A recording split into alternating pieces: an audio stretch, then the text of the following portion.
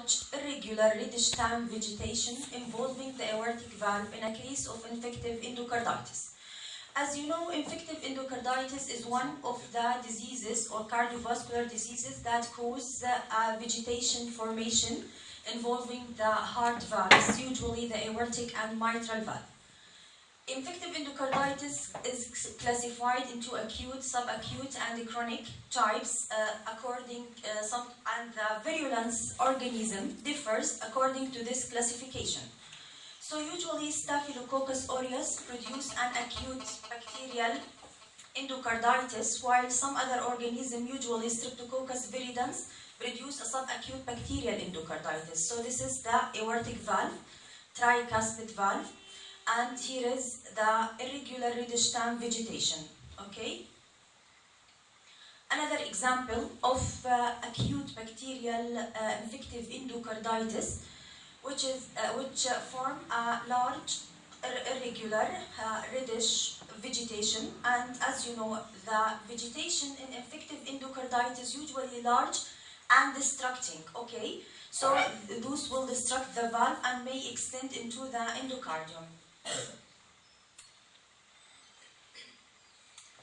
So, as I said, those vegetations in infective endocarditis are destructing and may extend to involve the adjacent endocardium, like those vegetation extending to the adjacent endocardium area. This is the valve, those are the chordae tendineae, and those are the papillary muscle. Okay?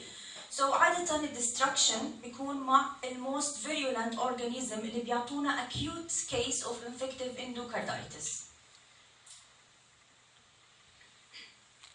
Okay, and because, as I said, infective endocarditis, the vegetation are destructing and destroying the hearts.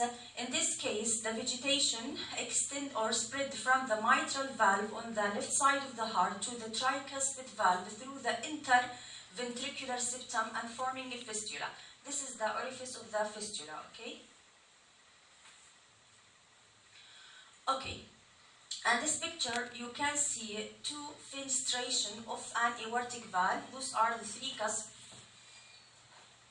of the aortic valve, 1, 2, 3. And here you can see a small fenestration, and here is another larger fenestration as a consequence to the destructive effect of endocarditis.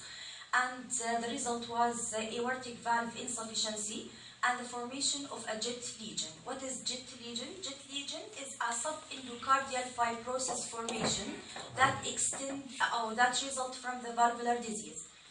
في إشي على جهاز 22. أنت ليش تضحك؟ ما ضحكتش صح. أنا بشوف غلط. آخر مرة ما شوفك بتضحك أو بتتلفت اسحب حالك وبتطلع، أوكي؟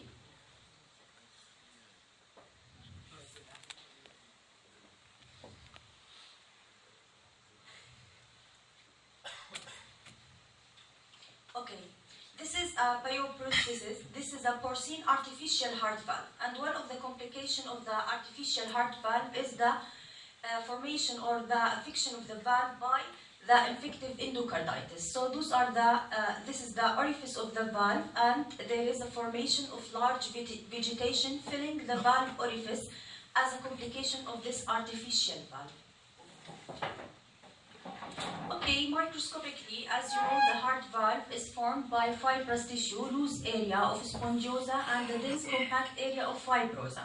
So, this area of the fibrous tissue is the normal fibrous tissue of the heart valve, and involved by infective endocarditis. Infective endocarditis, as infection, there will be inflammation, and you will see the infective organism or bacteria. So this pinkish area is the formation of fibrin and platelets, the vegetation or the thrombus formation.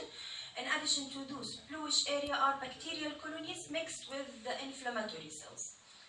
Another picture of heart valve involved by infective endocarditis.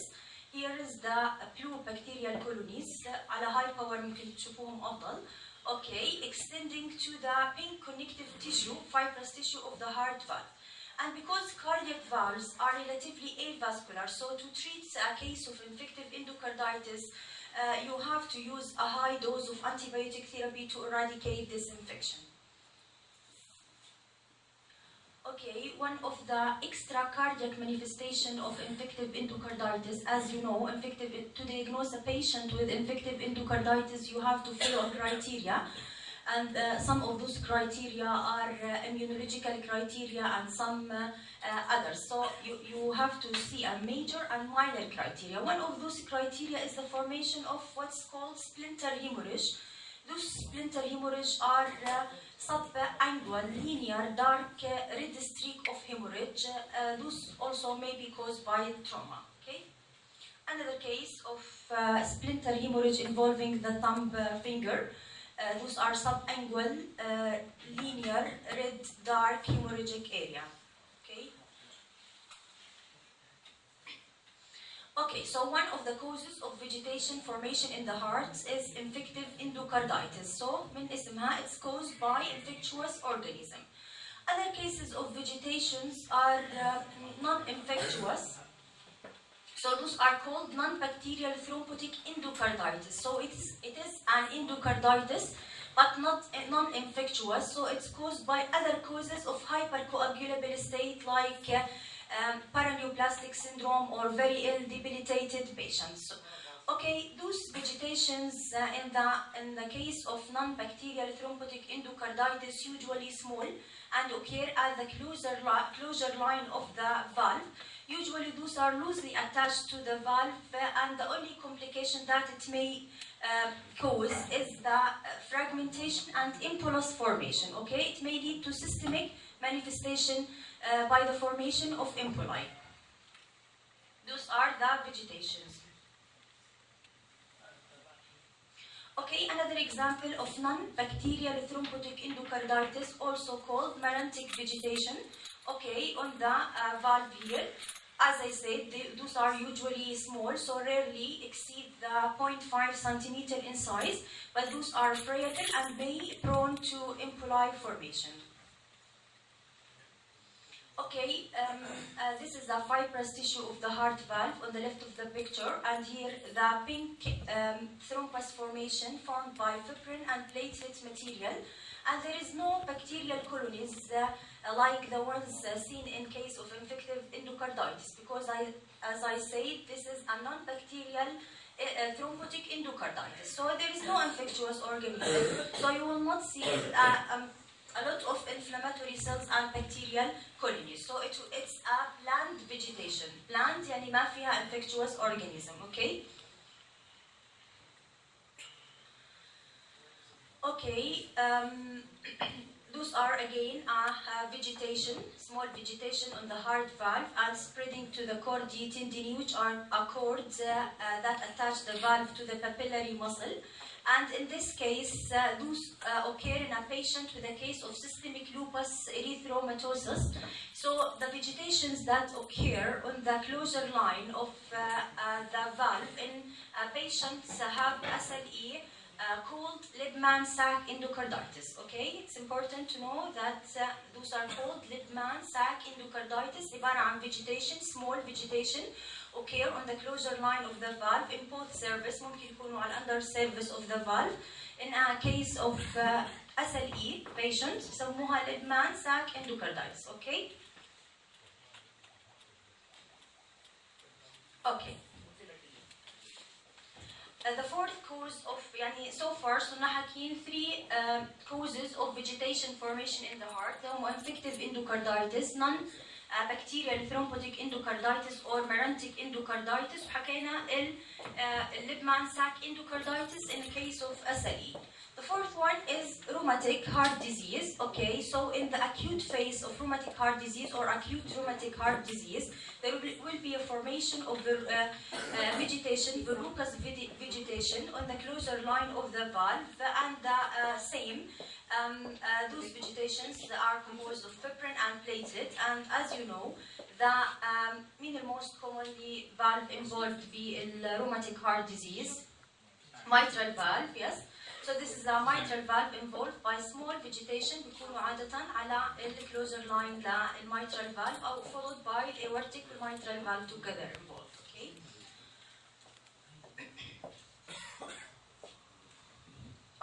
هلا حكينا البروكاس vegetation are one of the acute complications أو complications للacute phase of rheumatic heart disease. Okay. One of the manifestation of chronic rheumatic heart disease is the formation of fibrosis in the heart valve with fusion and shortening and thickening of the chorda tympani.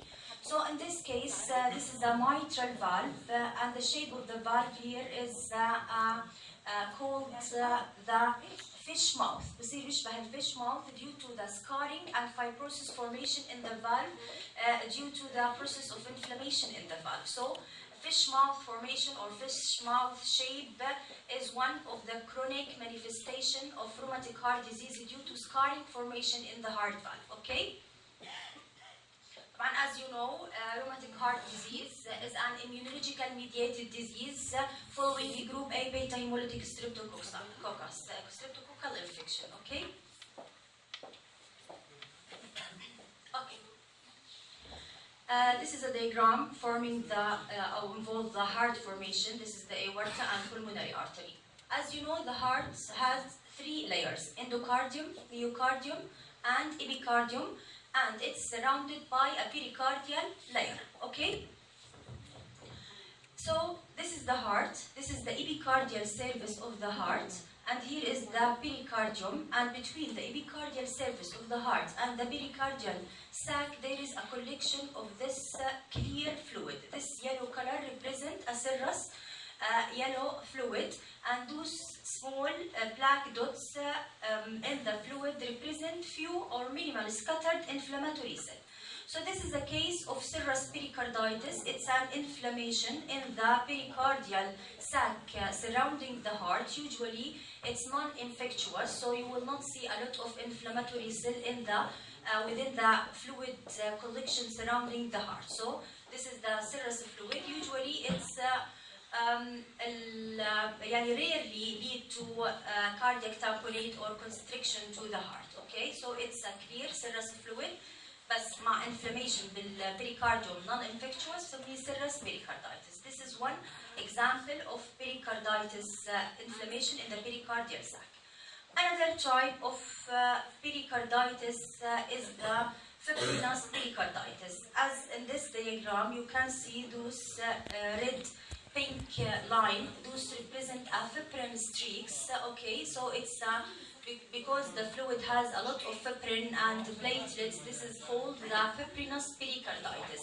This type of pericarditis is usually typical of uremia with renal failure and maybe underlying myocardial infarction and acute rheumatic carditis. So those red lines are streaks of fibrin formation in a case of a fibrinous pericarditis.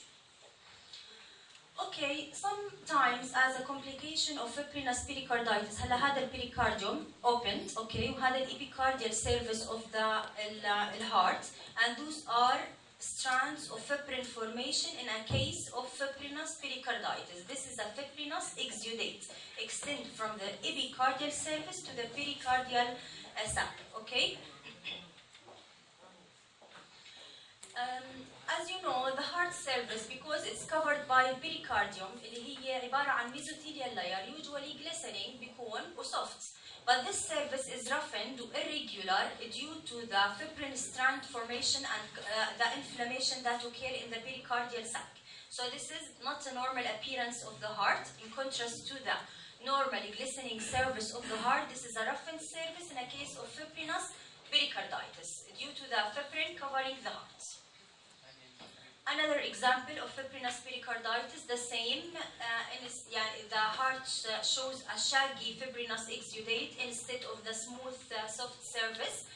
And because of those fibrinous exudate in the epicardial surface and on the pericardial surface, so the friction between these two surfaces covered by fibrinous streaks lead to the physical sign of a friction rub اللي بنسمعها بالستيثوسكوب. مش دائما بنحكي characteristic للبريكاردايتس الفريكشن رب على الفيزيكال اكزامينيشن. هذا الفريكشن رب بينتج نتيجه الفريكشن ما بين الفبرينس لاير على الابيكارديال سيرفيس وعلى البريكارديال ساك. Okay. Microscopically, this is the pericardial surface, and those are a strand of fibrinous material, pinkish material, extending outward from the surface, and there is underlying inflammation. Okay, eventually this fibrin will or can be organized and cleared, but sometimes adhesion may occur in a place. Okay, this is the surface of the heart, had the pericardial surface opened, but here the surface of the heart is rough, as case of fibrinous pericarditis.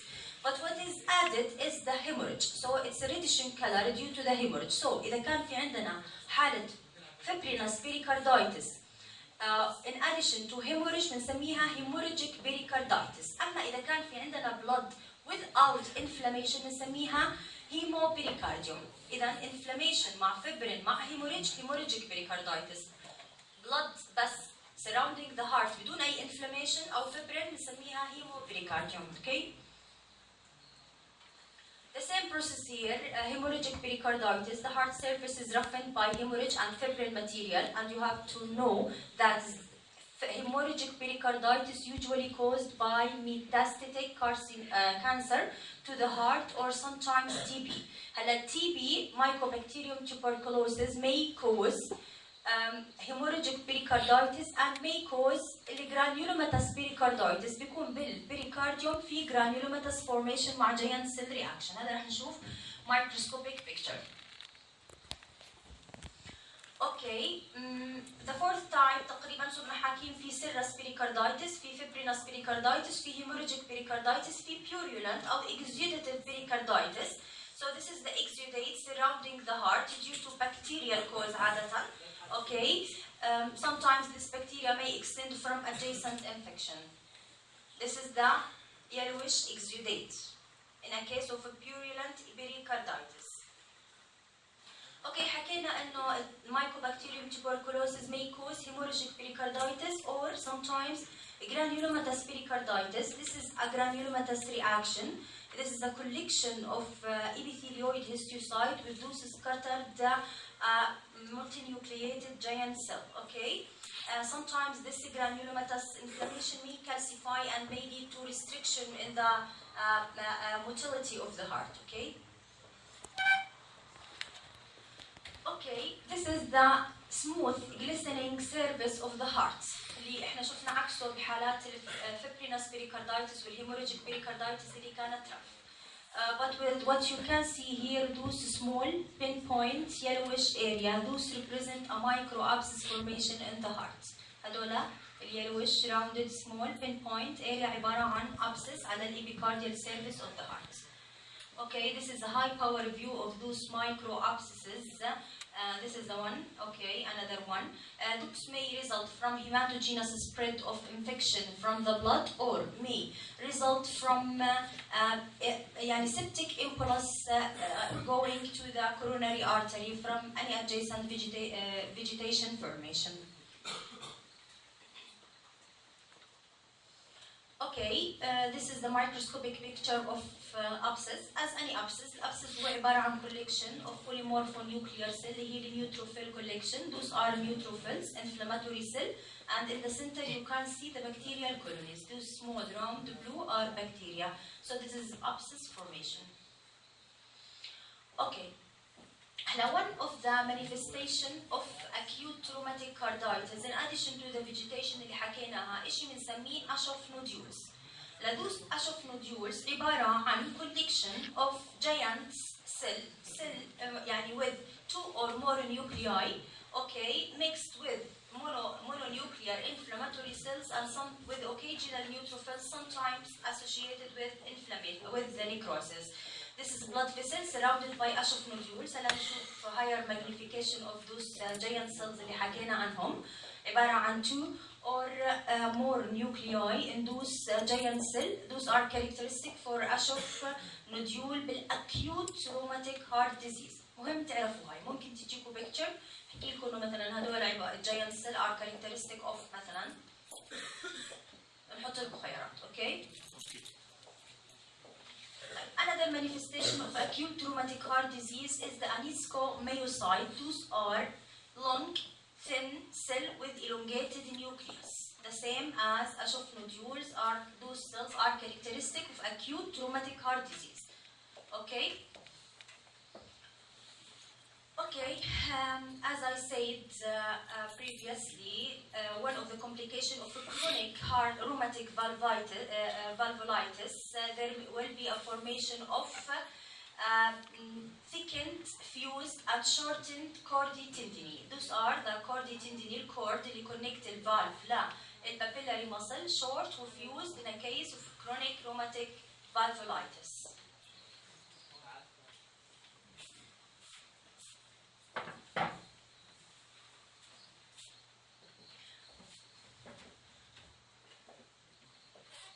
Okay, in this microscopic picture you ايش في على جهة ثانية مش عارفة اي جهاز بالضبط.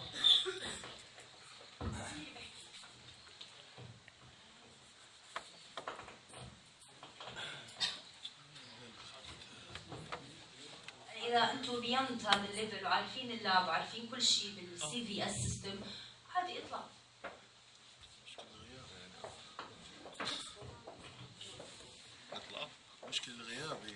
Okay, in this microscopic picture you can see the myocardial layer. Those are the myocytes, and here you can see florid or marked mononuclear cell and inflammatory cell. Okay, with a scattered polymorphonuclear cell in a case of myocarditis caused by toxoplasma infection. In this picture, you can see the causative agent, which is toxoplasma. This is the endocyst filled with the trapezoid of bradyzoid of the toxoplasma infection. Okay? تعرفونها هاي عبارة عن toxoplasma. هاي الendocyst عبارة عن toxoplasma. Okay? And here, there is only mononuclear cell or lymphocytic infiltrate within the myocardial muscle in a case of myocarditis caused by viral infection, which is the most common cause of myocarditis. Okay, and usually the most common viral agent is Coxsackie B virus.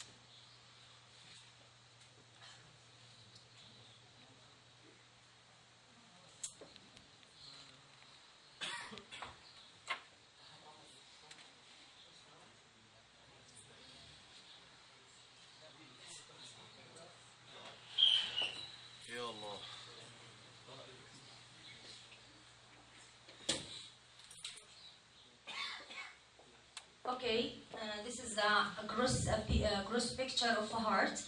This heart is enlarged. This is a cardiomegaly case because all chambers of the heart are dilated and hypertrophied, and those are flappy. This is the case of cardiomyopathy. So when we say cardiomyopathy, this refers to a primary disease in the myocardial muscle. So those will be unable to contract normally. Okay, this is a cardiomyopathy. تعرف في أنواع من cardiomyopathy في dilated, في constrictive, في الهوكم, hypertrophic obstructive cardiomyopathy والarrhythmogenic as a type of the dilated cardiomyopathy. Okay. Another example, the heart is opened and you can see that the left ventricle is enlarged and dilated and hypertrophied, so there will be a problem in the systolic function. The heart will not be able to contract and eject the blood normally. There are many causes of dilated cardiomyopathy, and many cases are idiopathic. There is no known case. Many other are related to myocarditis or alcohol, sometimes to pregnancy or anti-metabolite and chemotherapeutic agents. Okay. Microscopically, in a case of cardiomyopathy, you can see that the myocardial fibers are hypertrophied. Those are larger than the normal, and the nuclei are large and hyperchromatic with interstitial fibrosis.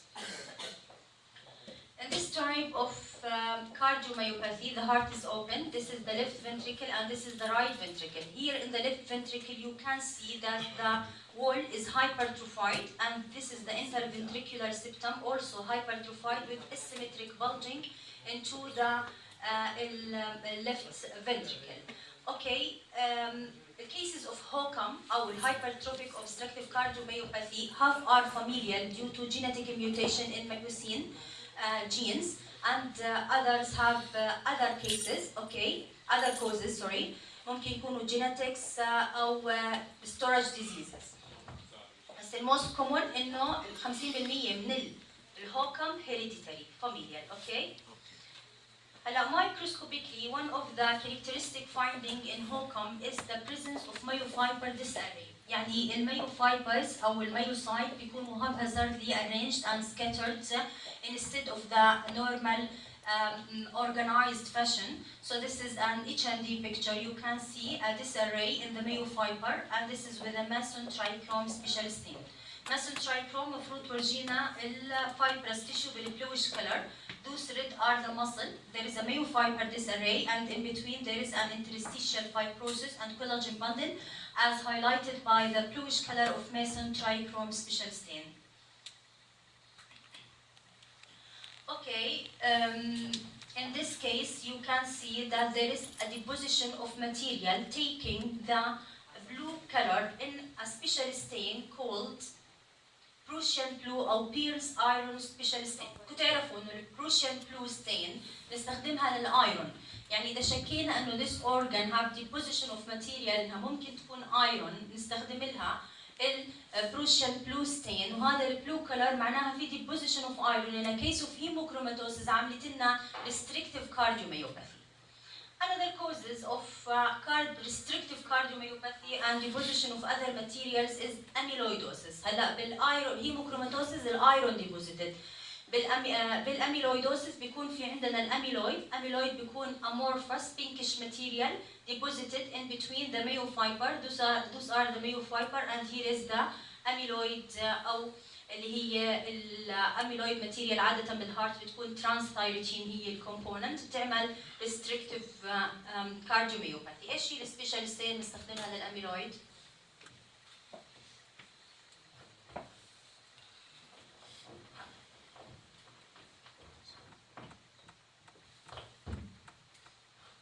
حكينا الايرون نستخدم لها بروشن بلو او البيرس بلو. حكينا الفايبرس تيشو نستخدم لها الماسون ترايكروم. الاميلويد ايش؟ خدتوها انتوا الفصل الاول حكينا لكم عنها. الفصل الاول الكونجوريتستين. اوكي. طيب تحت البولارايز مايكروسكوب ايش بنشوف؟ ايش بنسميه بالاميلويد؟ بنسميه الابل جرين كلر. اوكي. like this picture. This is the amyloid. بنشوف الاميلويد تحت البولارايزد مايكروسكوب. بعد طبعا ما نعمل ستينينج بالكونجوريت، يعني الكونجوريت نفسها نشوفها تحت البولارايزد مايكروسكوب. بنسميها الابل جرين كلر لهاي الاميلويد. اوكي.